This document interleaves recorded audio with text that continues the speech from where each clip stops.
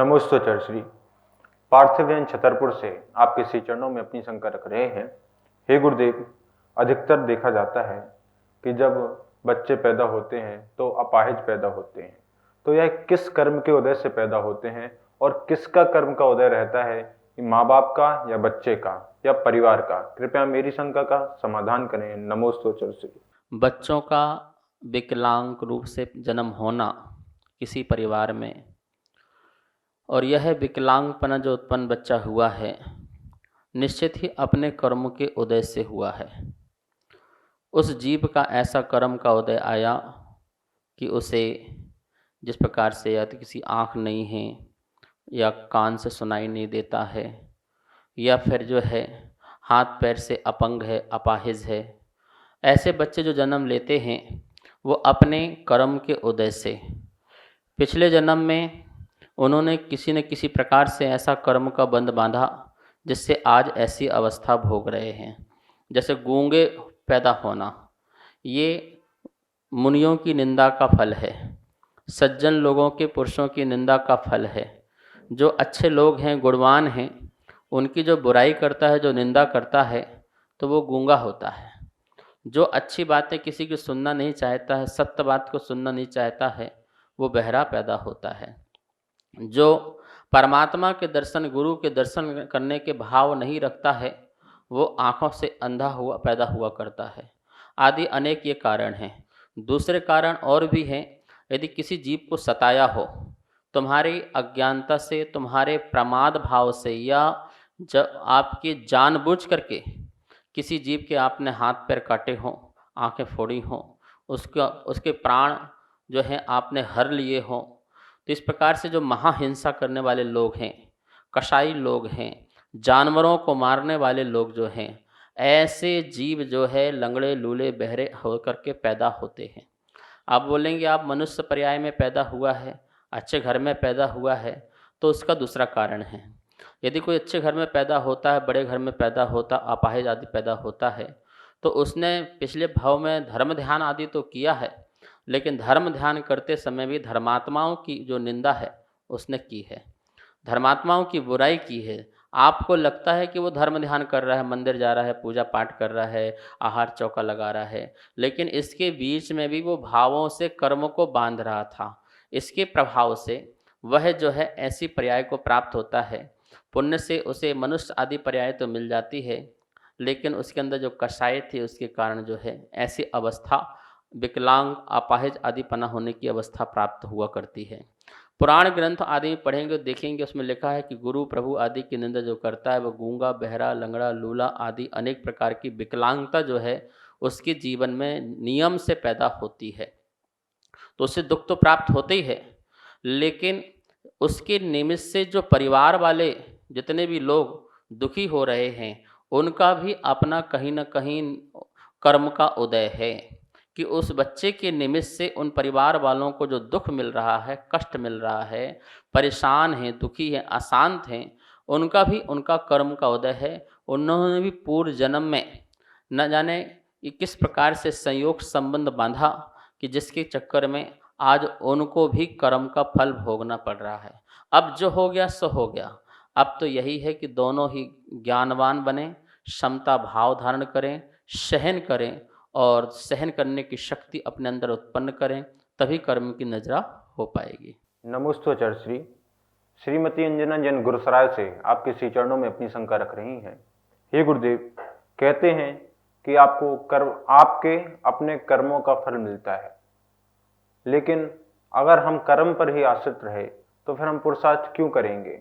अगर हम पुरुषार्थ नहीं करेंगे तो हमारा मोक्ष फल कैसे प्रशस्त होगा? कृपया मेरी शंका का समाधान करें। नमोस्तु चर्श्री। कर्म जैसा किया है फल तो वैसा मिलता ही मिलता है।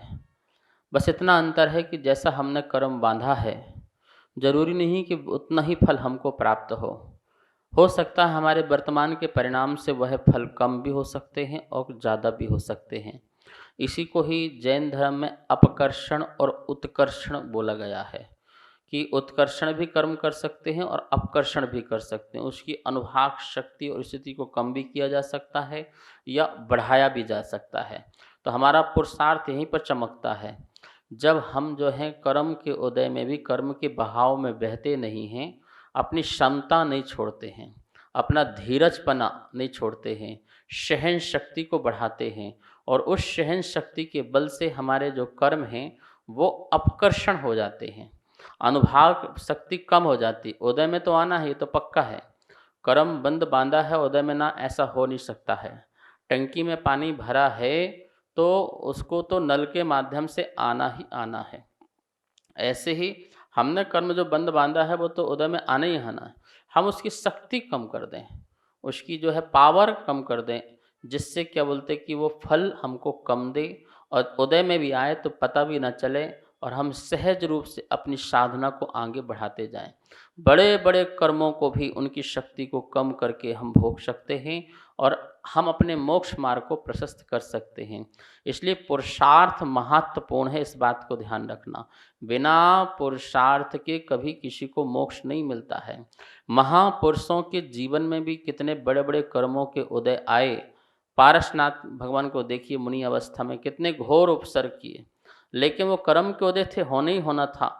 लेकिन वो सब होने के बाद भी पारसनाथ प्रभु ने अपने आप को स्वभाव से च्युत नहीं किया और वो जो पुरुषार्थ उन्होंने किया आत्मस्थ होने का, समता भाव रखने का, जिससे उनको केवल ज्ञान की प्राप्ति हो गई, बाद में मोक्ष की प्राप्ति हो गई। इसलिए पुरुषार्थ करना है। हम कर्म को काट सकते हैं, कम कर सकते हैं, ढीला कर सकते हैं अपनी सहन शक्ति से। नमोस्तु चर्चरी। निकेश जैन इंदौर से आपके श्री चरणों में अपनी शंका रख रहे हैं। हे गुरुदेव, जैसे भी हम कोई शुभ कार्य करते हैं तो मंगलाष्टक पढ़ते हैं, लेकिन विधान करते हैं तो सुबह जैसे मंगलाष्टक पढ़ा और फिर 1 घंटे के बाद फिर क्रिया की तो फिर से मंगलाष्टक पढ़ा, तो हमें मंगलाष्टक कितने बार पढ़ना चाहिए? कृपया मेरी शंका का समाधान करें। नमोस्तु चर्चरी। विधि विधानों में मंगलाष्टक हम पढ़ते हैं। मंगलाष्टक मतलब होता है मंगल का अष्टक। 8 काव्य हैं, 8 पद हैं जो मंगल के प्रतीक हैं, जहाँ 5 परमेष्टियों के नाम लिए जाते हैं, 63 सलाका पुरुषों के नाम लिए जाते हैं।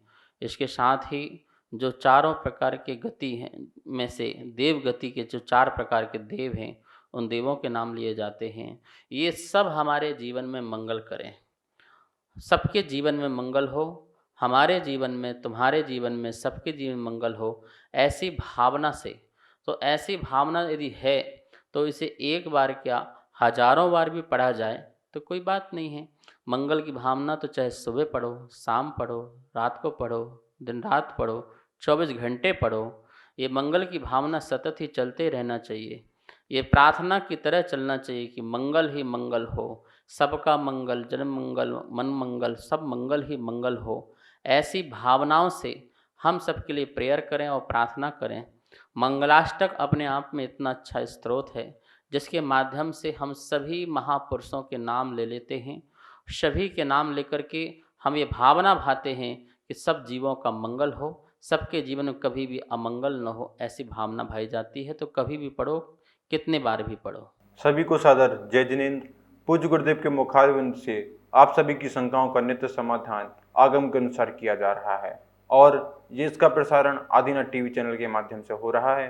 अगर आपके मन में किसी भी प्रकार की कोई भी शंका है तो आप हमें नीचे दिए गए नंबर पर बेझिझक भेज सकते हैं और आपकी शंका का समाधान पूज्य गुरुदेव के मुखारविंद से आदिनाथ टीवी चैनल के माध्यम से किया जाएगा। तो आप हमें अपनी शंकाएं भेजें और पूज्य गुरुदेव के मुखारविंद से अपना समाधान पाएं और अपनी शंका का समाधान करें। जय जिनेंद्र। इस कार्यक्रम के पुण्यार्जक थे